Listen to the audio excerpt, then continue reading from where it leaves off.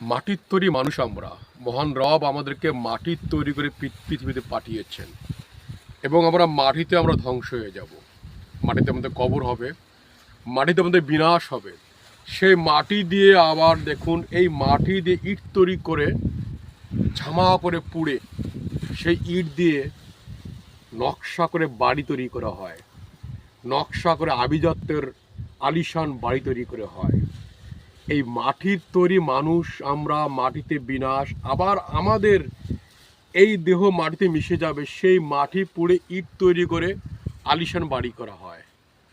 আসলে সামান্য ক্ষণজ মানুষ আমরা কয়েকটা বছরের পৃথিবীতে এত আলিশান জীবনযাপন করার জন্য সেই বিনাশকৃত মাটি দিয়ে আবার আলিশান বাড়িতে